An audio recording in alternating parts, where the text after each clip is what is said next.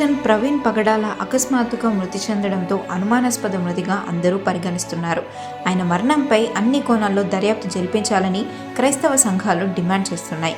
ప్రవీణ్ శరీరంపై బలమైన వస్తువులతో కొట్టినట్లుగా గాయాలు కనిపించడంతో హత్య లేదా రోడ్డు ప్రమాదమా అని అనుమానం చెందుతున్నారు. ఈ విషయంపై ఏపీ ప్రభుత్వం స్పందించింది, దర్యాప్తుకు ఆదేశించింది. ఈ విషయం పట్ల ముఖ్యమంత్రి చంద్రబాబు నాయుడు, హోంశాఖ మంత్రి మంగళపూడి అనిత, మంత్రి నారా లోకేష్ దిగ్భ్రాంతి వ్యక్తం చేశారు. ఆయన కుటుంబానికి ప్రగాఢ సానుభూతిని తెలియజేశారు. పాస్టర్ పగడాల ప్రవీణ్ మృతి ఘటనపై అన్ని కోణాల్లోనూ దర్యాప్తు జరిపిస్తామని సీఎం చంద్రబాబు, మంత్రి నారా లోకేష్ హామీ ఇచ్చారు. పాస్టర్ పగడాల ప్రవీణ్ హఠాత్ మరణం దిగ్భ్రాంతికి గురి చేసిందని మంత్రి లోకేష్ అన్నారు. ఆయన ఆత్మకి శాంతి చేకూరాలని ప్రార్థిస్తున్నట్లుగా ఎక్స్ వేదికగా తెలిపారు. చంద్రబాబు డీజీపీ హరీష్ కుమార్ గుప్తాతో ఫోన్లో మాట్లాడారు. సమగ్ర విచారణ జరిపించాలంటూ చంద్రబాబు ఆయనకు ఆదేశాలు ఇచ్చారు. ఇక హోంమంత్రి అనిత మాట్లాడుతూ పాస్టర్ ప్రవీణ్ మరణం బాధాకరమని అన్నారు. యాక్సిడెంట్గా పరిగణించకుండా అన్ని కోణాల్లో దర్యాప్తు చేస్తామని తెలిపారు. కొవ్వూరు డీఎస్పీ ఎంక్వైరీ అధికారిగా ఉన్నారని, ప్రభుత్వం నుండి ఎలాంటి విచారణకైనా సిద్ధంగా ఉన్నామని తెలిపారు.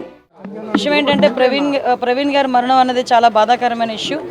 అనుమానాస్పదంగా మృతి చెందారని చెప్పి పోలీసులు కూడా కేసు ఫైల్ చేయడం జరిగింది.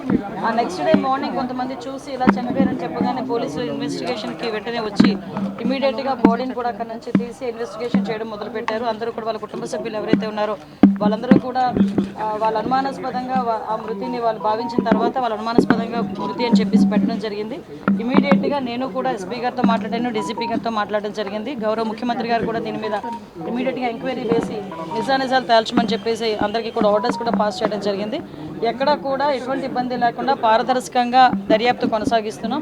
ఆల్రెడీ పోస్ట్ మార్టం కూడా ఈరోజు రాజమండ్రి అక్కడ జరుగుతుంది, రాజమండ్రిలో జరుగుతుంది పోస్ట్ మార్టం కూడా.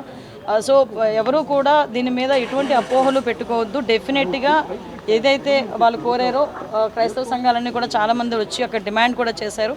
డెఫినెట్గా అన్ని కోణాల నుంచి కూడా దాన్ని మేము యాక్సిడెంట్గానే పరిగణించట్లేదు.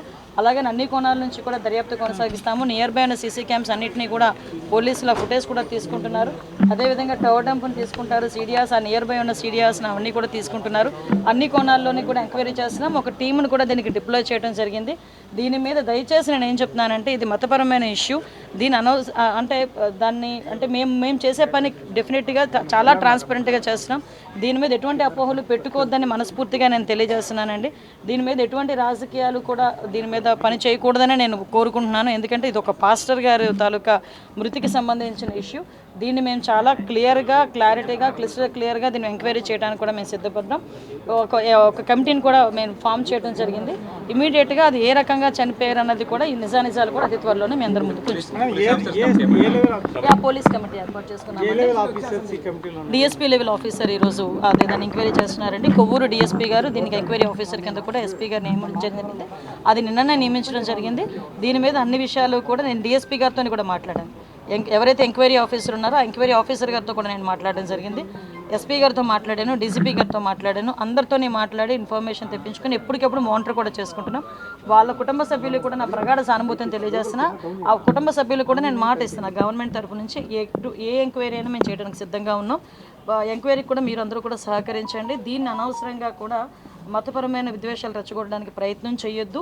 అట్ ద సేమ్ టైం రాజకీయాలు కూడా దీని మీద రాకూడదని నేను మనస్ఫూర్తిగా కోరుకుంటున్నాను. ఫ్యామిలీ మెంబర్స్ ఏమైనా అనుమానం వ్యక్తం చేస్తున్నారు, ఎందుకు అసలు యాక్సిడెంట్ కాదని చెప్తున్నారు, అట్లాంటిది ఎందుకు? యాక్చువల్గా వాళ్ళు ఇప్పుడు ఎవరైనా సడన్గా వచ్చే మనిషి, బాగా శుభ్రంగా ఉన్న మనిషి చనిపోయారు అనేసరికి ఆటోమేటిక్గా ఎవరికైనా అనుమానం వస్తుంది.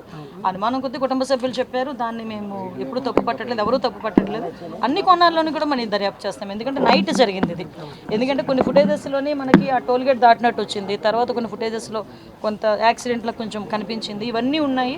అందుకే మళ్ళీ చాలా క్లియర్గా చెప్తున్నామండి. ఓకే, నిజంగా యాక్సిడెంట్ అయినా అదేమైనా ఇంటెన్షనల్గా జరిగిందా లేకపోతే యాక్సిడెంటల్గా జరిగిందా యాక్సిడెంట్, ఇవన్నీ కోణాల్లోని కూడా దర్యాప్తు చేస్తున్నాం. దయచేసి ఎవరు ఎటువంటి అపోహలకి పడొద్దు. గవర్నమెంట్ ట్రాన్స్పరెంట్గా ఉంది, గవర్నమెంట్ చాలా చిత్తశుద్ధితో ఉంది ఎంక్వైరీ చేయడానికి. దయచేసి అందరూ అదేనండి, అందుకే మేము యాక్సిడెంట్ అని మేము కేసు ఫైల్ చేయలేదండి. వాళ్ళ కుటుంబ సభ్యులు ఏదైతే వాళ్ళు అనుమానం వ్యక్తం చేశారో అనుమానాస్పద మృతి కిందే కేసు కూడా ఫైల్ చేశాం. ఈరోజు కూడా పోస్ట్ మార్టం కూడా జరుగుతుంది.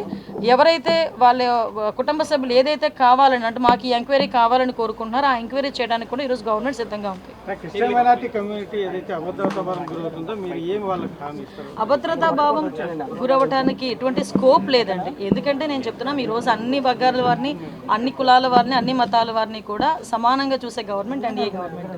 ఎవరికి అన్యాయం జరిగినా కూడా ఇమీడియట్గా స్పందించే గుణం కలిగిన వ్యక్తి గౌరవ సీఎం గారు. సో అక్కడ ఎటువంటి అభద్రతా భావం అసలు అవసరం లేదని నేను చెప్తున్నానండి. ఎటువంటి ఏదైనా ఇష్యూ ఉన్నా కూడా డైరెక్ట్గా నాతో మాట్లాడే చనువు కూడా ఉంది వాళ్ళందరికీ కూడా.